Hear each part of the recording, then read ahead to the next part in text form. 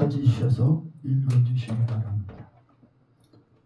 제가 가진 성경은 299쪽 고린도후서 12장 7절부터 9절까지입니다. 여러 계시를 받은 것이 지극히 크므로 너무 자만하지 않게 하시려고 내 육체에 가시 곧 사탄의 사자를 주셨으니 이는 나를 쳐서 너무 자만하지 않게 하려 하심이라. 이것이 내게서 떠나가게 하기 위하여 내가 3번 주께 간구하였더니 나에게 이르시기를 내 은혜가 내게 족하도다. 이는 내 능력이 약한 데서 온전하여 찾음이라 하신지라. 그러므로 도리어 크게 기뻐함으로 나의 여러 약한 것들을 대하여 자랑하리니 이는 그리스도의 능력이 내게 머물러 하려 하십니다. 아멘. 아멘. 기도하시겠습니다.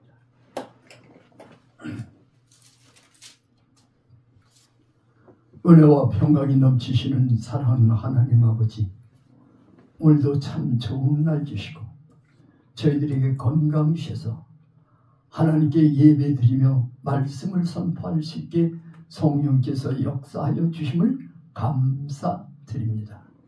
사랑하는 하나님의 말씀이 선포될 때 듣는 자의 마음을 녹여주십시오.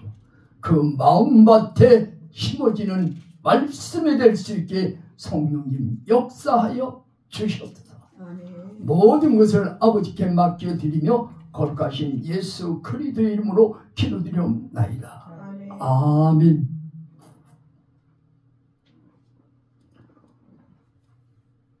오늘 본문을 읽고 제목은 극복하는 신앙, 극복하는 신앙이라는 제목을 가지고 말씀을 드릴 때 많은 은혜를 받으시기를 예수님의 이름으로 축원합니다. 아멘.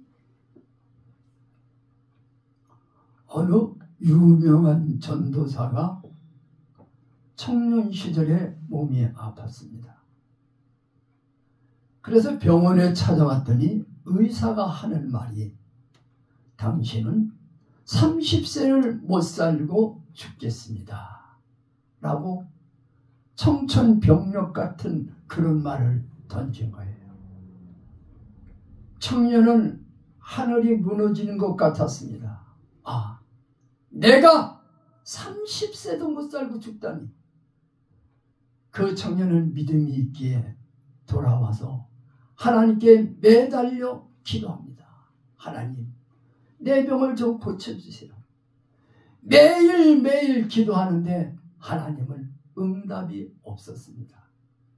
그래도 이 청년은 쉬지 않고 계속 기도하는데 어느 날 하나님께서 그에게 꿈을 보여주셨습니다. 꿈을 꾸는데 큰 배가 돌에 걸려서 앞으로 전진하지 못하고 그대로 서 있는 거예요. 그런데 갑작스레 물이 불어나 물이 점점 차오르더만 배가 떠서 앞으로 전진하는 것입니다. 이 청년은 그 꿈을 꾼 다음에 하나님이 나를 여기서 극복해 나가서 강건하게 만들어 주실 것이다라는 믿음을 가지고 하나님께 기도하며 나갔더니 그가 깨끗이 나와서 하나님 말씀을 많은 사람들에게 전했다는 이야기입니다. 하나님은 우리의 삶을 때로는 옮겨줄 때도 있지만 그리고 때로는 그걸 옮겨주지 않고 극복할 수 있게 은혜를 베풀어 주셔가지고 살아가게끔 만들어 주십니다. 그럼 오늘 극복하는 신앙을 가지려면 그럼 내 인생길에서 장애물이 무엇인가를 알아야 내가 그 모든 문제를 극복해 나갈 수 있다는 것입니다. 장애물은 다른 것이 아니라 죄입니다. 내 마음속에 있는 모든 죄는 내 삶 속에 장애물이 되고 맙니다. 그래서 우리는 흉악한 죄에서 태어나서 죄된 세상에서 마감을 합니다. 그래 하나님은 우리에게 뭐라고 말씀하시냐면 오직 오늘이라는 일컫는 날에 서로 피차 권면하면서 모든 사람들이 죄악 때문에 완고하게 되지 않게 하라고 우리에게 말씀해주고 있다는 얘기죠. 근데 우리는 이상하게 남이 권고해주는 말은 잘 듣지 않으려 합니다. 하나님이 통해서 나를 살리려고 나를 권고해주는데 그 말을 막아버린다는 얘기죠. 내가 남의 말을 잘 듣고 그 말에 힘입어서 그리고 그 말이 내게 힘이 되고 그리고 내가 좌절했던 마음에 용기를 주는 그런 말을 할 때 그것을 받아들여야 되는데 받아들이지 않는다는 얘기죠. 왜? 내가 세상에서 최고라는 얘기죠. 그거는 착각입니다. 이 세상의 모든 믿는 자는 최고라는 사람은 없습니다. 왜? 하나님 앞에 있기 때문에 우리는 최고가 없습니다. 그저 하나님께서 내게 맡겨준 사명을 그냥 순종하며 감당할 뿐이지 내가 최고라고 생각하면 그분은 잘못된 생각입니다. 예수를 믿는다는 것은 내가 드러나는 것이 아니라 나를 나타내고 그리고 내 명예와 번세와 내 있는 것과 그런 것 자랑하는 것이 아니라 가장 낮은 곳에서 사도 바울이 뭐라고 그랬습니까? 나는 날마다 나를 쳐서 죽이노라 그랬어요. 죽는 삶이 하나님께 영광이요 빛의 생활을 할 수 있게 되는 것입니다. 근데 모든 성도가 살아있다는 얘기예요. 그러니까 세상이 이렇게 혼잡스러운 겁니다. 성도는 죽어야 됩니다. 죽지 않는 열매의 씨는 싹이 날 수가 없습니다.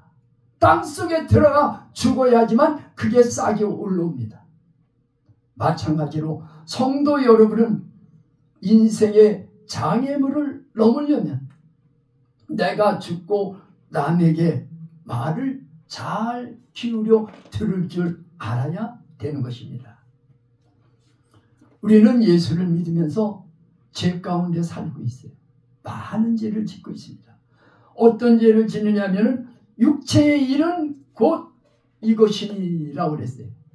어떤 것이냐면 음행과 더러운 것과 호색과 그리고 우상 숭배와 술수와 원수 맺는 것과 분쟁과 이런 여러 가지 일이 있다는 것이죠. 시기와 질투 모든 것이 다 마귀가 좋아하는 겁니다. 근데 이런 것 때문에 장애물이 생긴다는 얘기죠. 내 마음속에 이런 것들이 꽉 차 있으면 장애물을 헤쳐나갈 수가 없게 되는 것입니다. 그리고 우리는 이것을 알 때 정말 장애물을 넘어갈 수 있게 되는 것입니다. 우리는 내게 닥쳐오는 장애물이 있으면 그거를 내 힘으로 넘기려고 그러고 내가 왜 태어났고 내가 어떻게 태어났고 어떻게 가는 것은 생각지 않아요. 한 가지만 여쭤보겠습니다. 태어날 때 옷 입고 태어난 사람이 있습니까? 없습니다. 태어날 때는 모든 지구의 상에 있는 사람들을 다 벌거벗고 태어난다는 얘기입니다. 그리고 죽을 때 자기가 그 소중한 걸 손으로 가져갈 수 있느냐 하면 가져갈 수 없다는 얘기입니다. 빈몸으로 가요. 그런데 거기에 매여가지고 그 장애물을 넘지 못하는 때가 너무나 많다는 얘기입니다. 그러므로 우리는 어떻게 왔든지 어떻게 그대로 돌아간다는 얘기죠. 바람을 잡아보신 분이 있습니까? 바람을 내가 아무리 잡으려고 해도 잡을 수가 없어요. 그 수고는 헛된 것뿐입니다. 그래서 성경도 우리에게 뭐라고 얘기하면 이것도 큰 불행이니 어떻게 왔든지 그대로 가리리라. 너의 수고가 바람을 잡는 수고와 같으리라고 말씀해주고 있습니다. 그러므로 내 앞에 장애물이 있을 때 내가 행복하게 살려고 태어났나? 아니면 내가 고생을 지니고 태어났나? 대부분의 사람들이 나는 행복하려고 태어났습니다 얘기합니다. 그런데 성경은 우리에게 이렇게 말해주고 있습니다. 사람은 고생을 위하여 났으니라고 그랬어요. 성경에 분명히. 그러면서 불꽃이 위로 날아가는 것 같으리라 라고 그랬습니다. 황덕불을 피워보면 불꽃이 막 하늘로 날아가요. 근데 불꽃이 끝까지 날아가 버립니까? 아니죠. 불꽃은 처음에 나르다가 없어집니다. 여기에 말씀은 가장 중요한 것은 우리의 삶 속에 정말 큰 시련이 있고 그리고 막을 갈 길이 없는 그런 것이라도 얼마 안 가면 없어진다는 얘기입니다. 그러니까 내 믿음의 생활이 정말 하나님 말씀을 믿고 그대로 순종해 나가면 내게 어떠한 일이 닥쳐도 그것이 잠시 후면 없어진다는 얘기입니다. 사람들이 제일 무서워하는 것이 무엇이냐 하면은 죽음입니다. 그러니까 서로 내 남 할 것 없이 건강하려고 아주 애를 씁니다.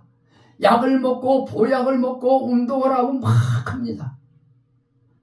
그런데 분명한 것은 내가 죽으면 끝이 아니란 얘기입니다.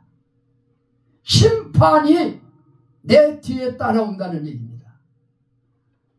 그래서 성경은 뭐라면 한 번 죽는 것은 사람에게 정한 것이요 후에는 심판이 있으리라 라고 말씀해주고 있다는 얘기입니다. 내가 살아있지만 내가 죽으면 심판을 당한다는 얘기입니다. 두 번째는 장애물을 극복하게 하시는 예수님입니다. 장애물을 극복하게 하는 예수님. 이스라엘 민족이 광야에서 모세와 하나님을 반역했습니다. 그랬더니 하나님이 그들에게 불뱀을 내가지고 불뱀에 물려 죽게 했습니다. 많은 사람들이 불뱀에 물려 죽으니까 이스라엘 민족이 모세 앞에 나와 얘기합니다. 아니 이 불뱀을 좀 없애해달라고 우리가 다 죽어가고 있습니다. 그렇게 얘기했더니 하나님께서 그에게 뭐라 그러냐면 불뱀을 없어주는 대신 그 놋뱀을 쳐다보는 사람을 물린 자는 다 살리라고 했습니다. 그래서 성경에 보면 여호와께서 모세에게 이르시되 불뱀을 만들어 장대 위에 달아라. 물린 자가 자마다 그것을 보면 살리라. 그래서 모세가 놋뱀을 만들어 장대 위에 다니 물린 자가 그것을 보니까 다 살아났다라고 그랬습니다. 그럼 오늘날의 불뱀 같은 것이 있을까요? 있습니다. 나는 믿음 생활하면서 무엇을 바라보고 가느냐가 가장 중요합니다. 예수님은 인류의 구원을 위해서 이 땅에 오셨습니다. 그리고 십자가에 돌아가셔서 3일 만에 부활하셨습니다. 그래요. 그 예수를 믿는 자는 죄의 용서를 받을 수 있고 그리고 영원한 구원을 얻을 수 있고 이 땅에 살면서도 풍요롭게 살고 건강하게 살 수 있게 예수님이 만들어 주셨습니다. 그 예수님을 바라보는 자가 그렇게 될 수 있다는 얘기입니다. 내가 지금 죽음 앞에 있으니까 그리고 내가 내 앞에 큰 장애물이 있으니까 예수님을 바라봐야 된다는 얘기입니다. 그래서 우리는 예수님을 바라보지 않을 때는 무엇을 바라봅니까? 세상을 바라본다는 얘기입니다. 그러니까 내 마음의 괴로움과 그리고 환난 속에서 살아갈 수밖에 없습니다. 그래서 우리는 예수님을 바라볼 때만이 내가 죽을 수 있는 그곳에도 살아날 수 있게 되는 것입니다. 우리는 믿음의 주요 그 주를 바라봐야 되는 것입니다. 그리고 우리를 온전하게 하시는 주님이십니다. 그분을 바라볼 때 내가 놀라운 기적을 만날 수 있게 되는 것입니다. 그래서 성경은 뭐라고 말씀해 주고 있느냐면 믿음의 주여 또 온전하게 하시는 이 예수를 바라보자. 그는 그 앞에 있는 기쁨을 위하여 십자가를 참으사 부끄러움을 개의치 아니하였더니 하나님 보좌 위편에 앉으셨느니라 라고 했습니다. 성도는 부끄러움을 창피한 것으로 여기면 안 됩니다. 내가 수모를 당해도 참을 수 있는 믿음이 있어야 되는 것입니다. 근데 우리는 안 그래요. 내가 올바른 일을 했고 내가 한 것이 맞습니다. 그런데 수모를 당하면 이게 올바른데 왜 그러냐면서 반박을 한다는 얘기죠. 근데 예수를 믿는 우리라면 끝까지 참아야 되는 것입니다. 나를 멸시하고 무시하고 그런다 할지라도 참는 것이 예수의 그 빛을 발할 수 있는 것입니다. 처음에는 내가 죽고 그리고 아우 창피한데 이런 생각이 듭니다. 지난 후에는 다른 사람들이 당신 정말 잘했습니다. 그런 소리를 한다는 얘기죠. 저는 일하면서 수모를 당해봤습니다. 여기까지 올라왔습니다. 그전 같으면 그냥 확 퍼붓고 그랬을 텐데 끝까지 참았습니다. 정말 말도 못할 모욕을 당했어요. 그래 참고 그만둡시다 하고선 참고 말았어요. 나중에 나보다 한 살 많은 분이 저한테 와서 그러더라고요. 목사님 잘 참으셨습니다. 그것이 하나님께 영광 돌릴 수 있는 것입니다. 이제 우리는 마지막에 장애물을 어떻게 극복할 수 있는 비결을 우리는 알아야 되는 것입니다. 시편 1편 보면은 복 있는 사람은 악인의 길을 쫓지 아니하며 죄인의 길에 서지 아니하며 오만한 자리에 앉지 아니하고 오직 여호와의 율법을 즐거워하여 그 율법을 주야로 묵상하는 자로다 라고 했습니다. 내가 장애물을 이기고 그것을 헤쳐나가려면 먼저 내가 복 있는 사람이 되어야 되는 것입니다. 복 있는 사람은 그 마음속에 말씀이 있다는 얘기죠. 그 사람은 성령님이 인도하는 대로 살아갑니다. 그렇게 할 때 그 사람은 복 있는 사람이고 세상에 두려울 것이 없는 것입니다. 근데 복 있는 사람이 되지 아니하면 세상 것 쫓고 일만하게 뿌리가 되는 돈을 가장 좋아하게 될 수밖에 없다는 얘기입니다. 돈은 우리에게 필요해서 사용하는 것뿐이지 거기에 매이면은 신앙도 팔고 내 육체도 다 죽어가고 만다는 얘기입니다. 우리는 성령님의 도우심을 받아야 됩니다. 성령께서는 이와 같이 성령도 우리를 연약함을 아시나니 우리는 마땅히 빌 바를 알지 못하지만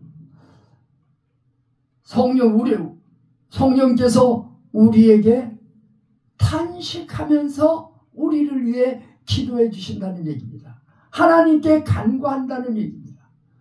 우리는 성령님을 의지해야 되는 것입니다. 그러나 성령님이 보이지 않습니다. 보이지 않진 성령님이지만 그는 하나님이십니다.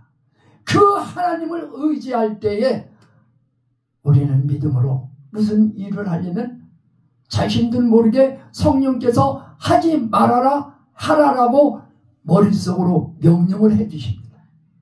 그럼 그 명령대로 따라갈 때 하나님께 영광을 돌릴 수 있는 우리가 될 수 있는 것입니다.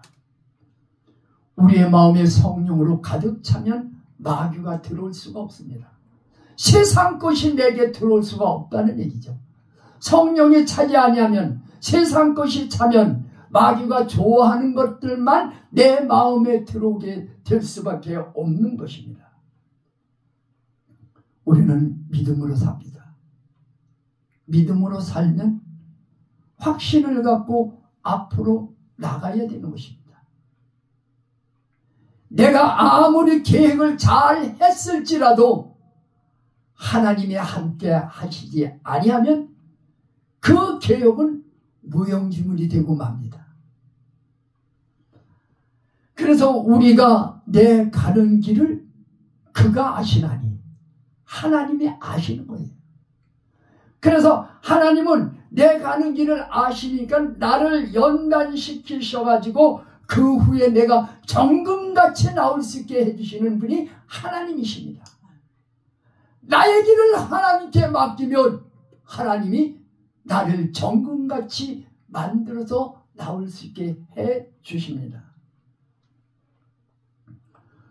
우리의 생각과 말을 감사해야 되는 것입니다. 그래서 성경에는 감사로 제사를 드리는 자가 나를 영화롭게 하나니 그 행위가 옳은 자에게 내가 하나님의 구원을 보이리라. 감사는 내게 좋은 것이 왔을 때 감사가 아니라 내가 불행이 와도 하나님 감사합니다 하는 겁니다.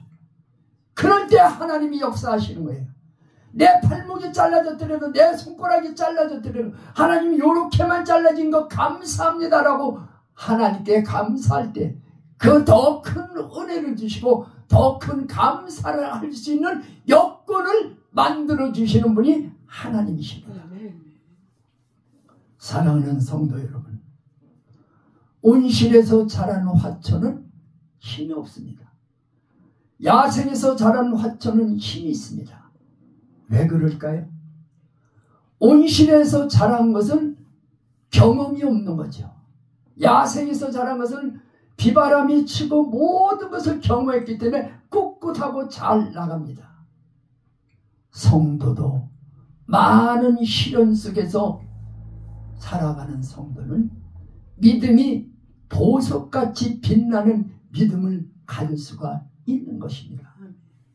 사랑하는 성도 여러분, 우리의 앞길은 장미꽃 같은 그런 길만 있는 것이 아닙니다. 그렇다고 가시밭길만 있는 것도 아닙니다. 우리에게 가시밭길이 있더라도 그거를 능히 헤쳐나갈 수 있는 믿음에 설 때에, 극복해 나갈 때에 내 믿음이 성장되고 나는 하나님께 영광 돌릴 수 있는 귀한 자녀가 될 수 있는 것입니다. 그러한 자녀들이 되시기를 예수님의 이름으로 축원합니다. 아멘.